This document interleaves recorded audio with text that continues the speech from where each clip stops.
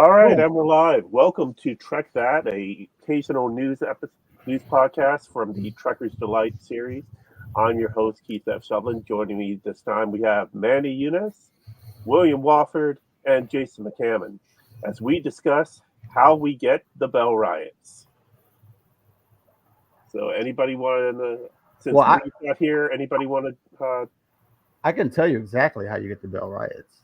Okay, well, before we get into that, somebody want to say the line? Oh, you know what? Before I tell you exactly how we get the Bell Riots, I think that you should roll that beautiful beam footage.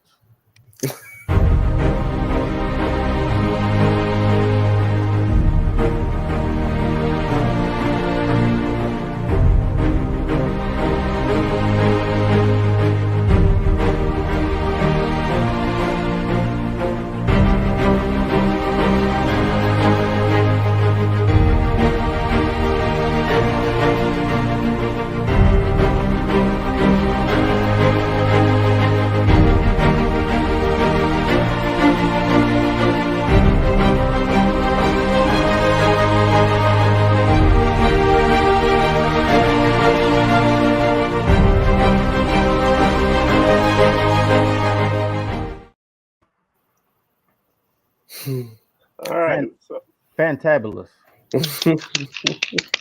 so first background. So we have the Bell Riots were introduced to us in season 3 of Star Trek Deep Space Nine, a two-parter past tense, which aired in January of 1995. The setup is the Defiant is taking our crew to Earth for a discussion on the Dominion. Dax, Cisco, and Bashir beam down to the planet, but because of chronotons in the transporter feed, they end up in 2024. The far off, distant future of 2024, specifically August 30th, 2024. Fucking In, chromatons. so somehow Dax ends up at the bottom of the stairs in the subway, while Cisco and Bashir end up top, and they all end up unconscious.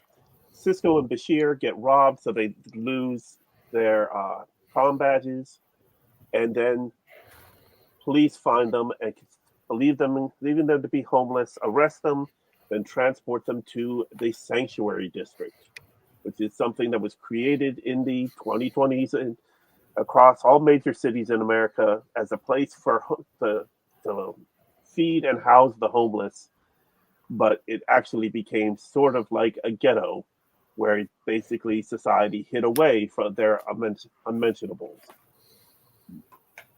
This leads to so we have the sanctuary district where people are just barely scraping by, hidden away from the rest of society, which leads to when violence erupts, we get the Bell Riots. Named for Gabriel Bell, who was one of the people who helped keep the hostages safe during a hostage situation at the San Francisco Sanctuary District station. Now, of course, in our slightly altered timeline with Deep Space Nine, you had Gabriel Bell actually get killed helping save Bashir, and so Cisco has to take the place of Bell in order to maintain history. Let's So be first off, gentlemen, your thoughts from having watched the episodes. I know we've talked about it a bit on the main Trekker's Delight podcast, especially with the fact that Little Rock, Arkansas, where Will lives, is actually currently building a sanctuary district by another name. So let's be clear though. This is actual canon, and this is not a sideline reality, right? This is actually this, and this happened in Picard's history and Cisco's history. This actually happened. and it was a seminal event such that when they went back in time and kept, they actually caused, just like we saw in other Star Trek series like First Contact and City on the Edge of Forever, where they changed history. If this doesn't happen, the Federation doesn't. Exactly.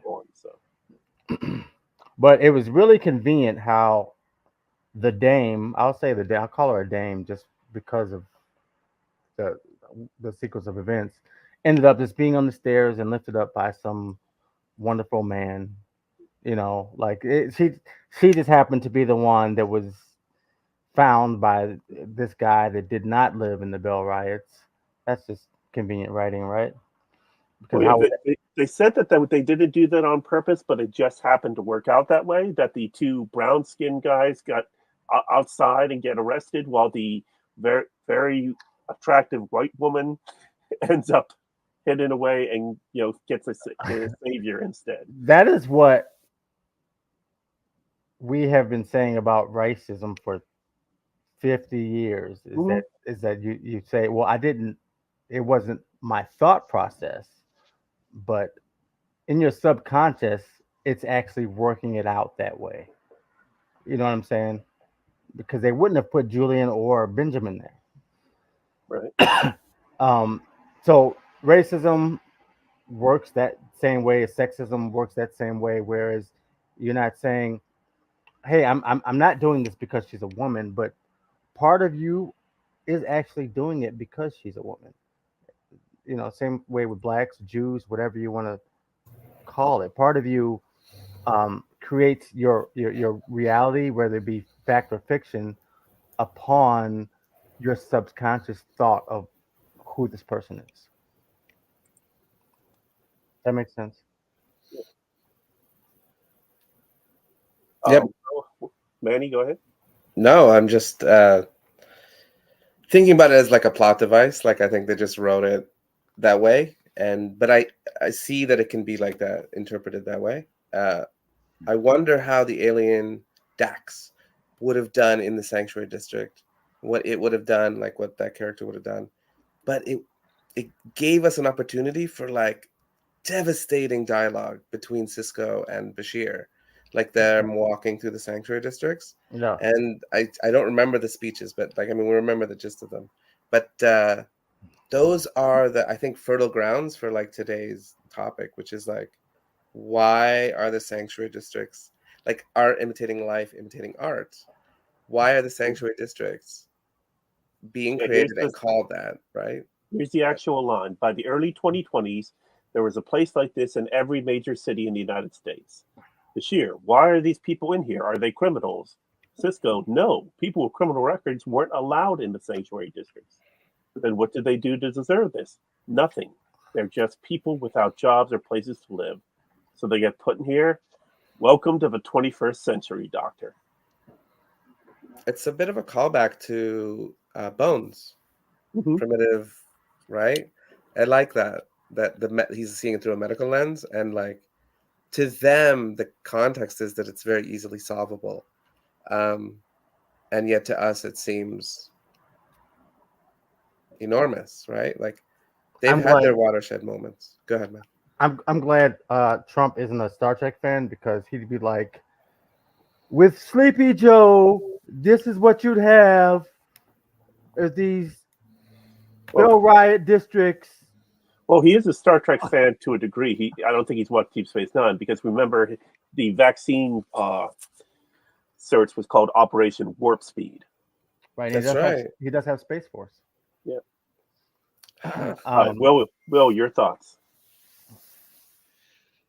As far as opening thoughts goes, I think it's a little, in a entertaining way, disturbing Hmm. how much this lines up with real life. Like almost like how the Simpsons always like comically predicting stuff, right? Hmm. yeah, Yeah, it's when weird. when you've been on the air for 35 years, and you tend to, you know, get something right every once in a while. Every once in a while, right? And it's like this came out in 95, y'all. Filmed in 94 probably. Hmm. The tail end of 94. So 30 years ago. Yep. 30 years ago. And they got it right almost to the year. I Yep. remember actually bringing the Bell Riots up. It was at the peak of when Black Lives Matter protests were happening, and in my opinion, there was a clear difference between protests, actual protests, which I've seen, Mhm. and actual riots, which I've actually seen riots that were in the name of BLM, which I feel like is a disgrace to the name. So I look at that and I was just like, that's interesting. And it made me watch Past Tense again. Like, because you're gonna have multiple types of people, everywhere you go, right? So I actually want to sit down and watch this. I really truly want to watch this with my friends and say, hey, as far as Star Trek as a whole goes, this is kind of why I am so locked into it today, because I'm not comparing it to the Bible, but it damn near could be a nice blueprint. What did Jack Sparrow say? A guidebook. There was It could be a Bible guidebook. verses in this. Well, Didn't they? yeah. But it's like I think of Star Trek more. It's like a guidebook as to what to do and what not to do, and let history make its judgments, right? But it's kind of scary because I remember them announcing that they were doing this last year, and I remember telling Trekkers Delight last year, "Hey, they're about to build this here," and then an article drops, and then I was like, "Oh shoot, crud, this is real." Yeah. And guess where they're building? That's just the North Little Rock one I sent. They're building another one here in Little Rock, because we have two different cities, North Little Rock and Little Rock, and divided by a river, and we're cool with each other, we really are. So in Little Rock, where I live, mind you, the worst place that, to my understanding, and I've been through the neighborhoods, you could arguably be is called Southwest here in Little Rock. That's where the ghetto is. That's where the hood is. That's where a lot of stuff is. And they're building one in that area too.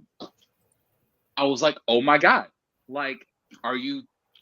And so I think that you have a level of classism, a hint of racism, given where they're putting this, it, mind you, because we're not talking about, and it's not to say that there weren't any Caucasian people in the sanctuary districts. They're there, okay, they're there. But you're talking about on the show or on the show specifically, right. Okay. But here in this city, they're putting this next one in the heart of what is considered the ghetto Black community here in Little Rock, Arkansas. So Well, I don't know about other cities, but that's what I've learned about this city. I guess you have to ask two questions. Like, one question is this something, the Bell Riots, that situation, is this something that can actually happen in our world? And then the next one would be, why do you think writers always go to this dire situation of humanity? Right? Why do they always bring us to the verge of dissemination, destruction, or the terrible parts of ourselves in order to bring us to, because obviously we know the future, right? The future is way better. That's already written. But they wanted to bring us to this terrible time that we had to get ourselves out of. Yeah. And why do you think writers do that? Why do we do that all the time? Well, go ahead, man. Well, from Memory Alpha, we do have the notes. The original teleplay was written by Robert Hewitt Wolfe under the title Cold and Distant Stars. It's just an awesome title.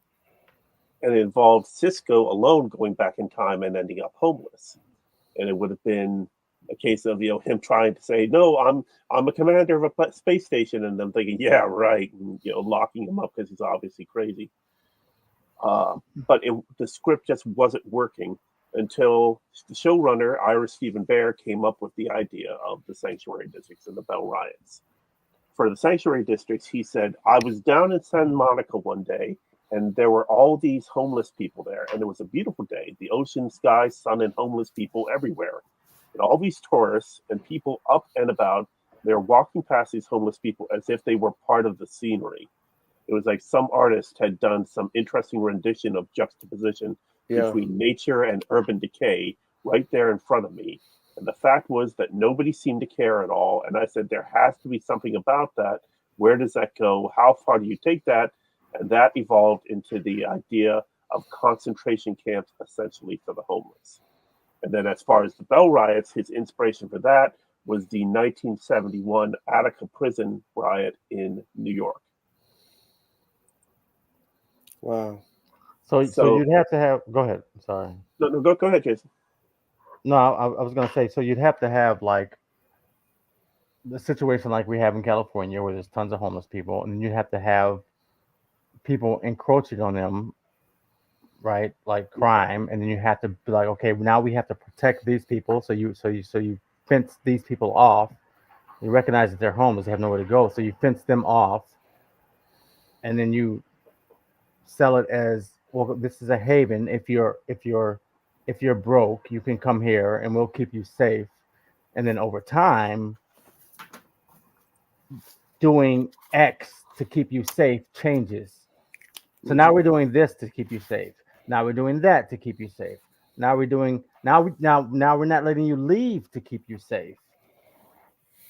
And then it just tumbles into, well, now I can't leave, so I can't get a job. So this is now we're locked into this loophole of not loophole, this loop of I can't leave to get a job, but I'm here. You're protecting me. You're keeping me here to keep me protected from what? But now you have to have police in here because now you got people just any society needs a force of police, right? So yeah, now you have to have police in there, policing them. They're not educated. They don't have money. They have nothing, and it becomes a shithole. I don't know. That's just my guess. Okay. So now the reason we bring this all up is that we just had the end of the latest term of the U.S. Supreme Court, where they announced all of the rulings for the major cases. Now, there are a couple cases that really stood out, like in the case of July 1st, they announced the ruling on what presidential immunity, which has so far been the one that's been getting the most attention, though there were a couple last week that got a bit more, including a case of whenever a case of emergency abortion in Idaho Mm-hmm. and other things. But one that kind of fell between the cracks was from Oregon, and that is City of Grants Pass, Oregon v. Gloria Johnson. Essentially, the city of Grants Pass, Oregon, decided that they wanted to deal with the homeless population by banning homeless from setting up tents or other encampments in public spaces. So the court it went through the courts, and the person that filed suit against the city, and they ruled that by keeping the homeless people free from being able to set up in public spaces, it was a violation of the Eighth Amendment's prohibition on cruel and unusual punishment. So it went through the courts, back and forth, all the way up to the Supreme Court, and the court voted 6-3 that homelessness is not a status protected by the Eighth Amendment's prohibition on cruel and unusual punishment. Therefore, banning homeless people from sleeping in public spaces is constitutional. And as I note here, this is from the Washington Post coverage. Local and state officials were struggling with how to manage the nation's homelessness crisis. Prohibiting homeless encampments is one potential tool, but many jurisdictions do not have enough beds for everyone, and many unhoused people prefer staying outdoors to being in a shelter, because there is the risk of crime in a shelter. Sometimes the shelters aren't adequately supplied with things, so the conditions can be more. I've lived in Washington, D.C. for the past 20 years, and I see homeless encampments in city parks, in underpasses, on the highways, and there hasn't been an attempt to do anything with them. But basically, what you're saying here, and I've seen some commentators basically say that this ruling essentially criminalized homelessness by saying that if you can't find a space, if you do not have a home and you cannot find a space in one of the shelters, then you cannot, in the case of this town in Oregon, and of course now with this decision, it could lead to other places, then you can't find a place to sleep, and if you do try to find sleep in public areas, you can be arrested. Which in that case, then you have a home for the night because you're in jail. But I feel like if you going to criminalize being homeless, then you have to give everybody jobs. Like adequate. You have to, as a government, give everybody an adequate job. Adequate. I mean adequate We know that. jobs. We know that. That was even the answer in past tense part 1 and 2. But their approach to this is using this as a more than likely, using this as a precedent to force them into communities that each city will likely build in the next 10 years, right? So because they don't want to give them jobs because they're going to look at them like, oh, you're nothing, you're less than, you're like at the lowest, you're at the bottom of the ship on the Titanic. We're going to let you drown with the ship, but at least you're going to have a place on the ship, even though the ship is drowning, right? So that we know that that jobs is the answer, or something like that. Well, at least But the people on the they're not bottom gonna of the do that. Titanic, at least the people on the bottom of the Titanic had a purpose in making the ship go. Right? So what they're saying is these people don't have a purpose in our society at all. And they can't, because they don't have a purpose, they can't go to sleep somewhere. What are you saying? You can't. well, and you've already seen different things in some cities where like they've redesigned park benches so that like if you see a park bench and it has an armrest in the middle of the bench, that was specifically put there to keep a homeless person from laying down on that bench. Yes. It's called hostile architecture. Yes, Yes. absolutely. Thank you, Manny. And they've also done things where it's like city, grates in the sidewalks. In some places, they've raised them up and put them at odd angles so that people can't sleep on. Because in the wintertime, it's an excellent place for a homeless person to set up. I'm going to play devil's advocate for a second, and I'm going to say, this is, when I do that, everybody gets mad, right? I don't get mad. Nobody's actually watching right now. So if you just tell people we're going to give you a safe place to sleep and stay, why would anybody engage into the society and help to build it and run it? What's to keep people from just fucking about, mate? Right? There is always the risk of you have the people who will just take and take and take and not give back. And in fact, that's one of the number one arguments against communism, and to a degree is economic socialism. I was going to say maybe not communism, but maybe socialism. And what's the thing where you give everybody a certain amount of money? Universal basic income. Universal basic income. Yes. UBI. Yeah. But my answer to that is, I really don't give a fuck. Like, I want to work and I want to do something. And if there's a small population that doesn't want to do shit, fuck it. They shouldn't be allowed to die. But, okay. So, we're putting this into a Star Trek context, right? So, there are these watershed moments they've shown us. One of them is the warp of the Phoenix, the Third World War, the eugenics war. Those are like these watershed moments that like happen to end up into a Star Trek future of those many, many, many multiverses, right? This is the sequence and it gets us to this. And what's interesting is that it was predicted so long ago.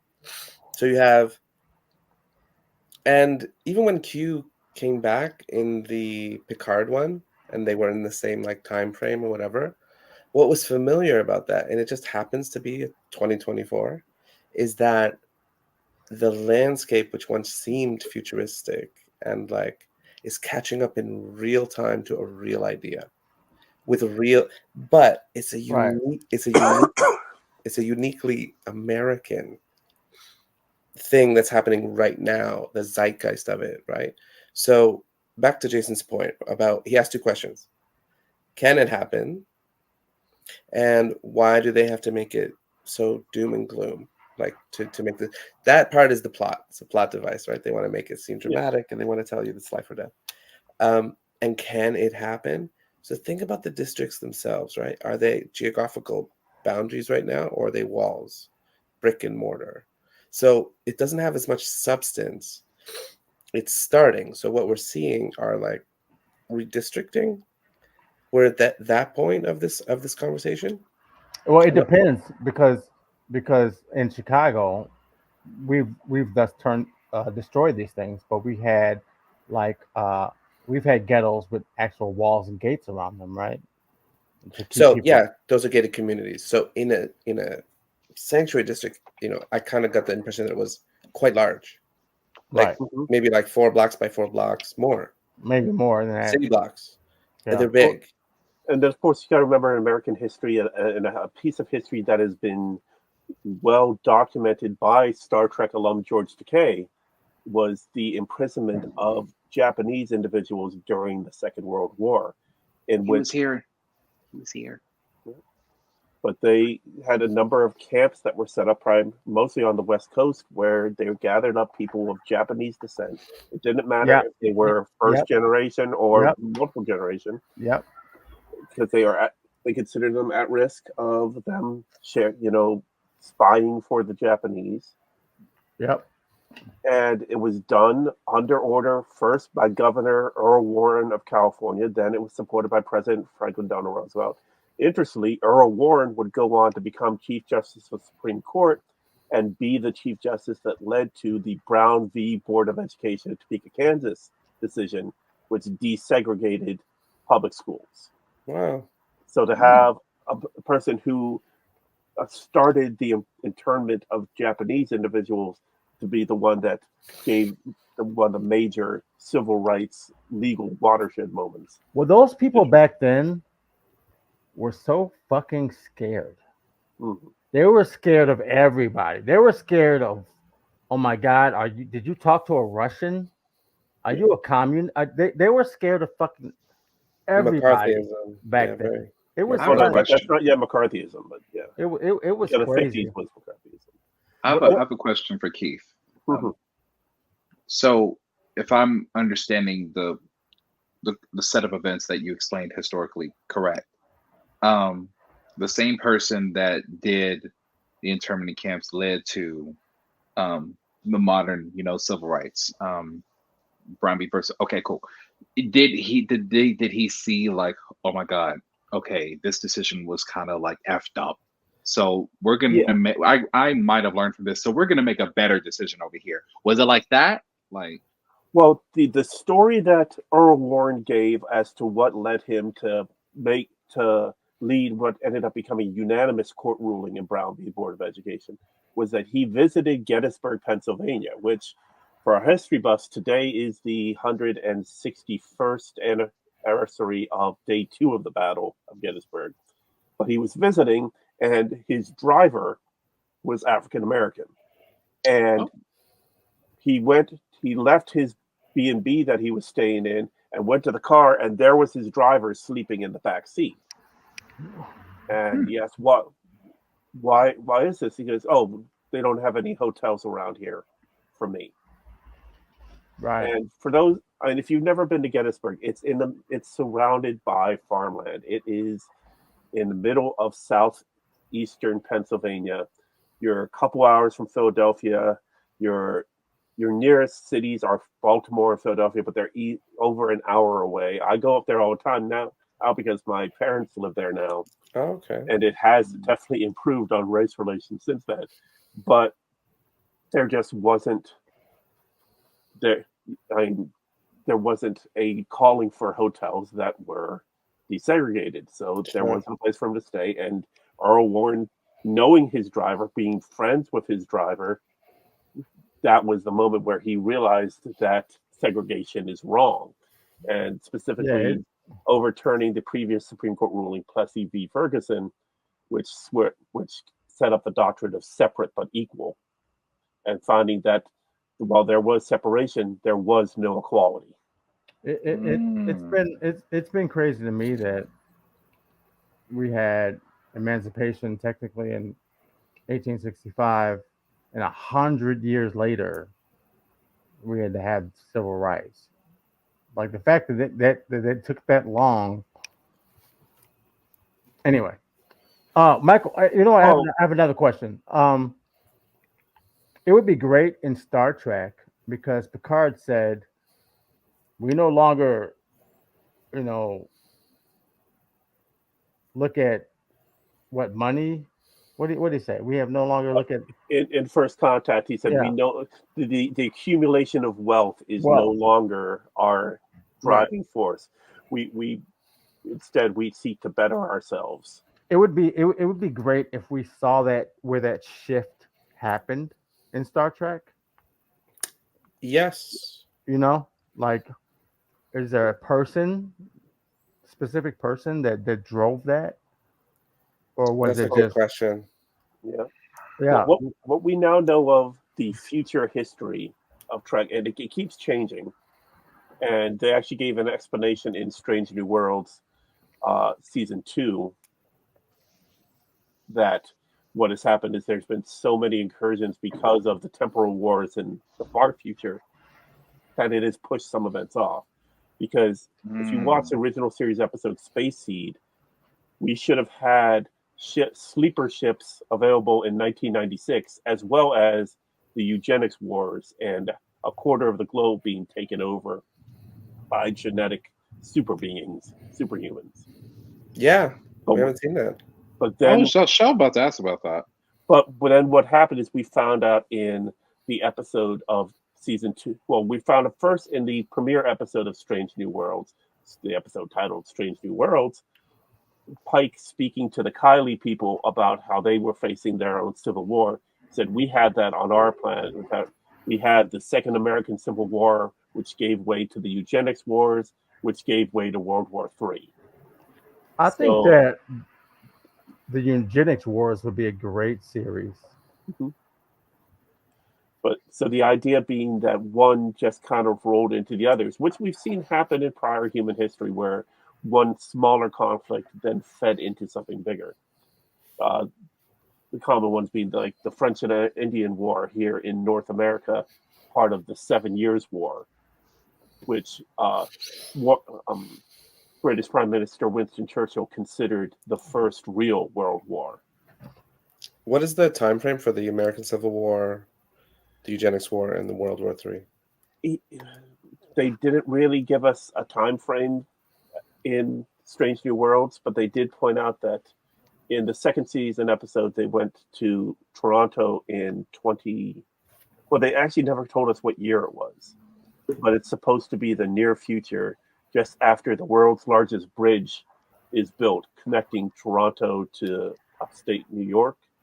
I think like Rochester or Syracuse, New York. Uh, Awesome. but That would be a long bridge. yeah, that's the episode Tomorrow and Tomorrow and Tomorrow, quoting Shakespeare from. Just wondering. Yeah. So, Bell Riots. Yes. So another thing that, and this is what I wish Marie would have been able to join us, but she recommended another court ruling that came out this past week that might influence it. Is we had two court cases that came up together: Loper Bright Enterprises v. Raimondo, Raimondo being uh, Commerce Secretary Gina Raimondo, and Relentless Incorporated versus Department of Commerce.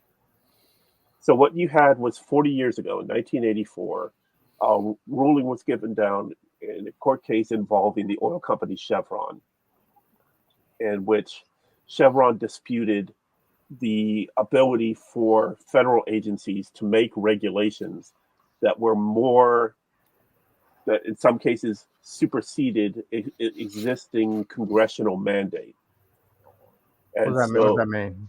it means Congress would make a law saying we would like clean air, and then it's up to the Environmental Protection Agency to set out the regulations to make clean air happen. Okay. And so they went after one of the agencies saying that the regulations went farther than what Congress had mandated in the legislation that either created the agency or such as bills such as the Clean Air Act or the Clean Water Act. So what happened here is we had in the Commerce Department specifically dealing with workplace. So you had regulations that were passed that went farther than what Congress had mandated, and so they sued, and it went all the way up to the Supreme Court, and the Supreme Court decided that judges no longer have, as I say here from the Washington Post, judges no longer have to defer to agency officials when interpreting ambiguous federal statutes about the environment, the workplace, public health, and other aspects of American life. So basically, they're pushing Congress that Congress needs to be more specific in its legislation, that it shouldn't leave it up to federal agencies, which they pointed out are unelected, are appointed, and they're a part of an administrative state, which isn't really given any credence in the Constitution. But it was always the understanding that the Constitution was the framework and that the government would build off of it. But this really questioned the power of federal agencies to be able to regulate things, including something such as a sanctuary district or homeless care. That's also something that we don't actually get in Star Trek. Have they really talked about how clean the water is, or how clean the environment is, how lush the forests are? Can you flesh that one out just a little bit? So it's Star Trek is almost supposed to be like almost a utopian society. We don't think about money. Everybody's good, but they haven't really fleshed out what the Earth looks like, right? Like are all the waters clean? Right? Well, I think if I'm interpreting your question right, or what you're addressing correctly, I think you're talking about two different things, which I'm going to give two different answers. They addressed at the end of season 2 how they were able to season 2 of what? Picard. Yeah. They some sort of bacteria that they found on another planet. They brought it. Rene Picard on the Europa mission finds some sort of algae that's able to help clean up the oceans and sentient algae. Sentient algae. Yes. Right. So that explains the clean part. So which leads me to a question that I now have for you, Jason. Are you more so asking about how are they able to distribute like water and food after, and mind you, this is after like World War III. I mean, and after First Contact, after all of that, that 50-year period that Troy was talking about, right? When everything changes, right? Everything. Are you asking about that? Like, I wasn't really asking much about the second question you asked. I kind of assumed that distribution would not be a problem. Distribution technically isn't a problem today. It's a decision, right? Yeah. There's no shortage of food on the planet at all. We're scarcity by choice. Yeah. So that's a decision. That's a political decision for people to starve and not have water. Plenty of water. We assume that desalination might be a easier thing in the future, right? So ocean water. What's happening now? Desalination. Yeah. On large scales. Because that's just a matter of they had to figure out how to just do it cheaper. We can do it, no problem. Right. Well, to your point, guys, like we are in that period, that limbo between them and like Star Trek Federation. That's the first time we really see the utopia of like the first Enterprise going out, right? Enterprise, yeah. Mm-hmm. Enterprise, sorry, not Federation. But to the Bell Riots, like specifically, even though it says like 2024, like these aren't like fully formed sanctuary districts in the real world, and honestly, like listening to all the evidence about these things, could they happen? It says the American Civil War, then Eugenics War, then World War III. Like, maybe it starts in America. What I'm saying is, like, they are mini concentration camps, but the rules are really specific, which are really interesting. So in this future, right, these aren't criminals. They exclude criminals from these places. So they're like squeezing the middle class. You have extreme poor and homelessness and crime and all this stuff. I bet there's even other ghettos. Like they can't get into this sanctuary districts. People where like there are other geographical areas that are like much worse off, tent cities, blah blah blah. This is where they take people so they can be technically safe and also safe from this is I think what is left of the middle class demographically. And then you have some unstable people in there as well, and it's this mix. So it's less of a racist sort of parable, but I think an like an economist parable. Yeah, buddy. Can I ask you a question then? It's an economic question, and it's really giving away my age, but I feel like you can answer it. Okay. Young boy, what you got to Shut say, boy? Just because I'm in the South, don't mean you can call me boy. What you got to say, boy? So it's where you're in Louisiana. So I was not taught in school, but I was kind of taught culturally or socially that the that the middle class is kind of what is holding the the upper and the lower, and without them it would all fall apart. So if you take that and put walls around them, and God knows what happens to the low, I don't even know, or maybe they're just crammed in there too. Are we suggesting, well, two things. One, how does that work? And two, what does that imply that during past tense that it was just no one left but what we would consider today as upper class people? No, because first of all, we have to get rid of this class. This is classic classism. First of all, this is classism, right? Right. Where you got to get rid of this idea of the middle class versus the lower class versus the upper class, and which one is more important. They're all important because without the lower class or the middle class or the upper class, society falls apart. Right. Where I consider myself a middle class person. Without upper class people, I either wouldn't have a job or I wouldn't be able to buy a house or a car or anything, right? Without lower class people, I don't have there's no janitors, there's no whatever. I don't want to call anybody out as lower class, like but they're all needed. Nothing is not needed. So the one saying that one person's ceiling is another person's floor. Right. So you need people that do certain things to make the higher be able to the next rung up the ladder to be able to do that. The Bell Riots is more about people falling below all those classes, not being able to do anything or make any money, and the government saying, we see you, we're going to put you here to keep you safe, to make sure you're fed, basically remove you from the equation in a way. Yes, exactly what.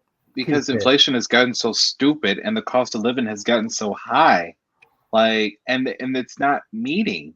They're not meeting. The ratio is so off. I had this argument with my wife to be, your living expenses, like your house, right, whether it's a mortgage or a rent, should not be more than 1 week's paycheck. 1 week. Well, and Go on. Go on. That is what it has been. But now people are willing to spend not 25% of their month. They're willing to spend 30, 40, 50%. And that's just not right. It's not that they're willing, it's that they have to. They only have to because people are willing. If nobody's willing to do it, they wouldn't charge it. But you're also turning homes into commodities. They're not like house should be given a special status economically, and they're not. I will say that I don't like living anywhere else because um this apartment that I live in right now that gives me the space that I need, and it's just me paying for this, is the lowest in this part of the city. I thought you lived with your homeboys. No, they're just here. Oh, okay. No, they just hang out from time to time, and one of them works for me.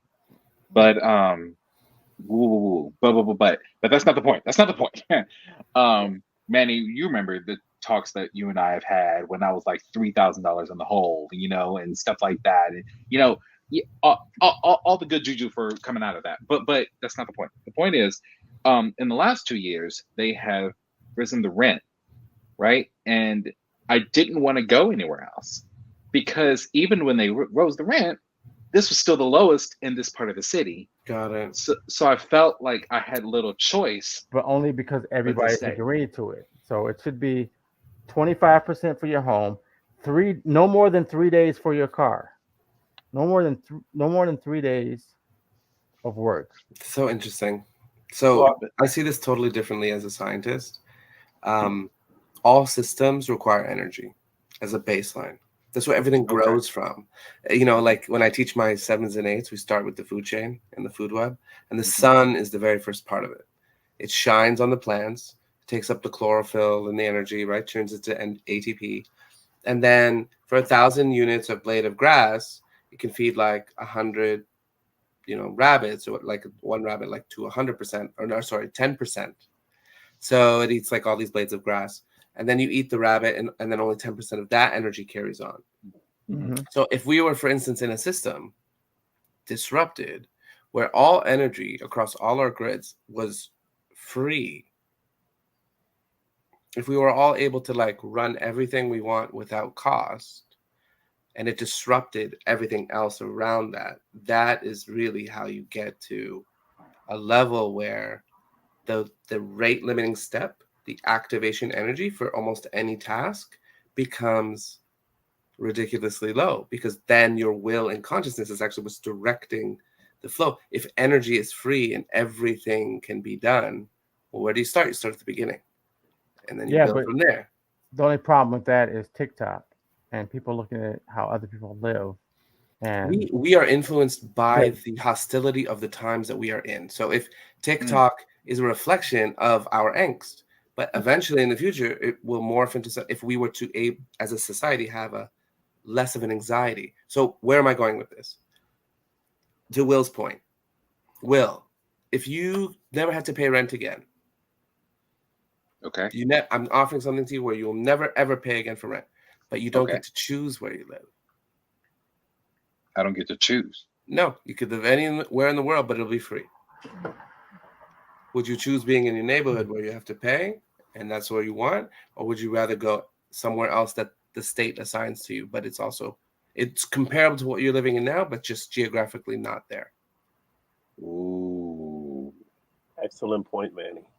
Ooh. So all energy is free, right? So why do we say that one person can live in one place over another? A hierarchy would be created but where energy is people would not be free. Yeah. assigned quarters. If you don't want assigned quarters, then you have to belong to some sort of organization or society that has other things that are less standard, But more or Manny, less. the history of humanity would say that energy is not free. That It's not. No. you We have to create work it. for it. But what I mean is, if you had a device that Oh, made free energy, what I'm saying is, because we don't have the device, and so much of our society is powered by human beings, um, we allocate it in the wrong way. So why does America have sanctuary districts? Because hundreds of billions of dollars are not going to public works. If you weren't in a war economy, this dystopia would not be happening. And because over the last 10 years, specifically, you have completely, there was a time in 2014 when America could have decided not to be that, and it chose to Mm. be that. I, And so, I do appreciate the fact that uh, Manny has an international perspective for everything we're talking about because all of us are all United States citizens, and he's in Canada, he's in Dubai, yeah, and no, I appreciate because we are assimilated people. right? And we have blinders on. Yeah, to- the North American point of view is very different. I didn't know that until I moved, and when I started to see how the rest of the world saw this, it makes us seem like people who didn't discover that the Earth revolves around the sun. That there are Right. things in the ecosystem of the American politic that is dissonant with the rest of the world, but on purpose. It has its own like propaganda matrix, and the rest of the world does too. But the one that takes into account its own corruption, the Americans don't. And No, so, and they're you have also the hegemonic culture of the entire world. A lot of times you would have said that American culture is actually black culture. What we're exporting to the rest of the world is actually black culture. For the very first time, I would say that there is a disassociation between what we call American culture and black culture internationally. We no longer say this happens with all kinds of stuff that's happening, but the culture has shifted, and there's an uncoupling of American is cool, and that antipathy. we are fucking cool. Fuck that. Honestly, that's the hubris of someone thinking that the sun revolves around the earth. Oh no, the Okay. hubris. Oh, there is a lot of hubris going on in The my American country. hubris In my is country. Okay, different. before we go off on that, I will. Did you have another point you wanted to make? I think to Manny's point, I think I see what objectively and scientifically, socially scientifically, he was trying to say, or he did say, rather, was that if you really think about it, no matter what you believe, everything on this earth, even with 8 billion people on it, it's free. Everything. No, it's I not. think that. Okay. Not. I haven't gotten to the economics of America yet. I haven't gotten there yet. I'm getting there. It's I'm the getting there. mathematics. I'm getting there. I'm getting there. I promise. I promise. God, I sound like Marie. So, oh God, I don't know what she's gonna say now, but I feel like she's speaking through me. But anyway, that said, we, society overcomplicates things and puts rules in place that doesn't really need it. Every time I have a kickback here in this house, and this is where it leads to now Jason's point, is that we. And of course, I'm not excluding, my Gen X brothers and sisters, but specifically Gen Z and millennials, or last generation millennials now, which is me. We always talk about what are ways that we can get this energy for free. We were thinking about devices that can capture rain, and we can convert it into drinking water. We were talking about what kind of solar panel can we rig to power our house? Like, what can we do to put a filter on our water system so that way we can drink from it versus buying gallons on gallons of water contaminated plastic jugs?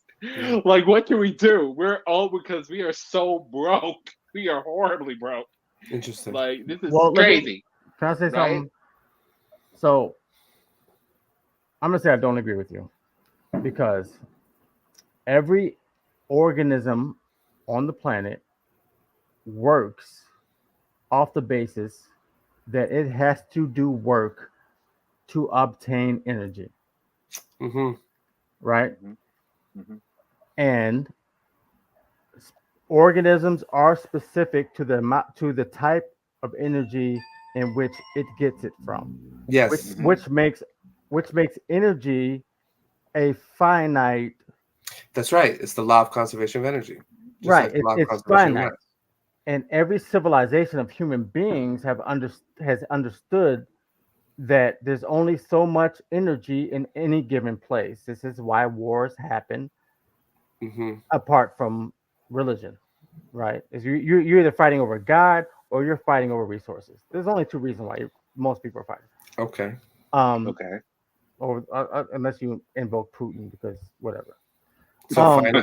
finite energy. Right. So finite energy. So I don't think there is free energy because you have to do active You don't work. believe in free energy. I see. Okay. You have to do Yes. Okay. active work in order to get free energy. That's okay. Even if you build solar panels across the globe, Yeah. somebody has to build it. Yeah. It's only 22% efficient on each panel. And the only people that get free energy are people that have chlorophyll in their bodies. And still there's inefficiency. So again, there's not 100% transfer of energy across any system. Exactly. Okay. So I don't know, William. I don't agree with this free energy thing because we fight over energy constantly Well, in our lives. I'm not so much, and then I'm going to tie it back to the bell rights. I'm not so much talking about the basic necessities of I have to get up and do something to make X, Y, and Z happen. Like I'm not necessarily talking about that. I'm talking about, and I hope I don't confuse We're talking myself. about Lord help me. obtaining energy. No. Well, yeah. Well, yes, but that's not the work that I'm talking about. I'm talking about a different kind of work. I'm talking about the work that was cut off. This is where it ties back to the sanctuary districts. The work that was intentionally cut off that led Employment. to the continuation of the sanctuary districts, which led to the bell riots. Right. I'm not talking about me putting something on my roof and getting some sun. Sure. No, that's Well, no. I'm more so talking about the economic issue at hand, Employment. where they put that wall up and said, "Hey, I'm not going to let you do anything at all. You are going to stay here for your own safety." That's kind of what I'm getting at here, to where we're having these other discussions about Yeah. what can we do. Go look. I'm not afraid of work. We want to work. Like we but the want to Bell work. Riots wall didn't go up immediately. Yeah, I think that was something that happened The down the frog in the pot of line water. It's gonna you boil over time, and over time, where one thing happened, another thing happened, another thing happened, slowly, because the people, but before the walls went up, the people Mhm. were already there, You right? think so? Yes. I thought they were I brought think they there. did. I think they did no, say they were something about I later think on they did build a wall. I believe that the people had an incentive to be there and they And the fact wanted that to be there. when Dax was found outside and she was found like by this philanthropist guy, whatever, the plot device, whatever, to get her off screen. If she hadn't been found by him, that was insinuated, that when it goes dark or whatever, like you have to be in the sanctuary district to be safe, because maybe in the city, if you're out after dark, it's not good. Not only do they probably have a curfew, they probably have like consequences for being out past curfew. It's like V for Vendetta or something, where there's like a night watch or some sort of like state controlled like operational like policing force. Could be drones, could be like a bunch of stuff, futuristic things. But Yeah, these they things are didn't show that. soon. They didn't Yeah, show yeah. they No, didn't right. show I outside think there's a the Bell severity Rights area there. very well. Oh, okay, so we're running out of time here, so we're going to go to a quick commercial break. And what everyone think about your final thoughts on this topic. Commercial breaks, is that Oscar Mayer hot So dog? let's talk about Audible. I'm an audiobook listener. Right now, I'm listening to Sisters of Belfast by Melanie Moore, but I like to I like to be a vociferous reader, but I don't always have time to sit down and read. But in the last month, I've been able to read books such as Neuromancer by William Gibson, which is now being Good turned book. into a TV show on Apple TV Plus, Good or book. The Three Body Problem by Lou Zixin, which we've talked about on previous podcasts, which is now a series on Netflix. Enjoyed that. Go to audibletrial.com today/AS21, and you can sign up for Audible and get the first 3 months free, which means you get your first three audiobooks free. Choose from over 180,000 titles in a wealth of topics. So if you want to read Caste by Isabel Wilkerson and look into the history of class and race warfare within the United States, that's an excellent book to check out. And some of the other issues that we're discussing here, there is a plethora of books out there for you to find more information. So check out audibletrial.com/AS21 and put your reading in your ear. And now, gentlemen, final thoughts. Well, I will say that So, I agree with you with the Audible thing because it is when you like, especially if you're on a commute to work, like half hour, 45 minutes. Like it's really easy to just listen to a book and go through it. By within a month, you've read a whole book, and I've been there. I've done that. and I think it's great. But final thoughts on the Bell Riots? Go ahead, William Wofford's up. I think my final thoughts on those is that I feel like some version of the Bell Riots, some version, and then arguably it's happened already. Some version of it is going to happen. Not whether it can happen, I think it will happen. Not to the degree of the specifics that we see in the show, but I feel like some version is going to happen. I just hope that enough Trekkies like us will like spread it throughout 2024 and say, hey, August 30th is coming. Now, I don't think it's going to happen on that specific day, or any day really this year. But I do want society to be aware of the potential dangers of doing certain things without being checked. That's it. I'll say that uh, first of all, Black history is actually American history, and I think a lot of things that have happened over the past decade with Black history, as far as the interaction between blacks and police, like if you talk about George Floyd and Michael Brown, and our society trying to dictate what is okay and what is not okay for police to do, directly reflects or is in opposition to what can happen in the Bell riots, because we're figuring this out about our authority figures, what they can do with us, and I feel like it's less likely to happen because of these things that have happened to us over the past decade, right? And people are going to look up. People have every police district is winding this in their brain, trying to figure out, okay, what's right, what's not right. I feel like the Bell riots are less likely to happen because of what we are doing with policing today. Manny? Okay, so the Bell riots. I think we see it, acutely in the episode as like this one event, but what we're slowly getting are like the pieces sort of coming together really, really slowly. Hostile architecture is a version of that, where there's not a war on poverty, there's a war on the poor. Mm-hmm. So from the bottom up, you have this sort of corporatocracy and technocracy and whatever, you're making it more and more efficient for corporations to like take things away from like us. But really, I think what you're seeing is in these watershed moments in Star Trek, all of them, they're trying to show you the like watershed moment, the waking up, the awakening of the people at that moment. It's like it was a watershed moment in history. It was the like Bell riots, and the same could be said for like Carbon Creek, the Millennium Gate, First Contact is the culmination, right? Each one of these like events, we've seen a snapshot, and after each one, it was like, and even in Enterprise, they sort of intimated these were moments that sort of like had a global conscious awareness event. And part of the Bell riots is at the end, using communications, you can call it whatever you want in the modern context, people wake up to the suffering of the people inside of the actual like sanctuary district. And that had an effect on the outside world. Until you fix that, until you fix the part where like people listening, their feedback changes the state policy and they're able to actually have empathy injected into actual action, you not only are going to get sanctuary districts, you're going to get a mirror universe.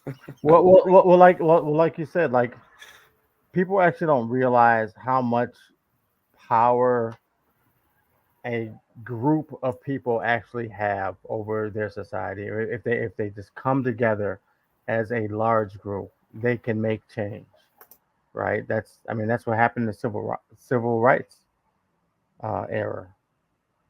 Yeah. That's all for me. It's a quote from The West Wing: "Never underestimate the power of a small group to make monumental change." Yeah. In fact, that's the only thing that ever has. So remember to like, share, leave your comments below on any of the conversation we've had today. Add your comments. Now, this is being first released out on the AS21 YouTube channel, but it is going to be then uploaded to the Trekkers Delight YouTube channel. So I'm going to be sending this over to William right after we're done here. And then William will also feel free to pick out little bites of us where we don't look like complete assholes and sharing them as shorts on the channel as well. Of course, we remind you that Prodigy is now out with season 2 on Netflix. We also remind you, save Lower Decks. There's a petition up, and there are now videos out of all of these Trek luminaries saying to save Lower Decks. And season 5 will be coming out later this year. For Trek That, I am your moderator, Keith F. Shelvin. Thank you to Manhal. Manny, how do you pronounce your last name? I'm sorry. What? Manny, how do you pronounce your last name again? Younes. Younes. Manny Younes, Jason McCammon, and William Wofford. Make sure you join us Thursday night for the regular Trekkers Tonight live show, and we'll be seeing you. Wait, Jason, on a scale of 1 to 10, how serious are you being right now? I gotta know. I'm serious, dude. You got Like 10 out of 10 serious, or picking on Michael serious? Which one? There is no temperature in space. It's not cold. Yes, there is. What are you serious? Okay, wait. Who is? Oh dear God! It just got because you better. said his name. Oh! Welcome to the party, Michael. No, that is not how we're going to end the episode, because Keith No. actually has like a legitimate news update. He knows shit, and we should possibly like convey that knowledge. That's my favorite line. He knows shit. It's just like a black and red mound. It's like, Why are you describing yourself? what the hell? Hello from Manny. Hey, Virgil. Hey, Hey, Virgil. welcome. Hello, Virgil. Welcome. Who are you? Who?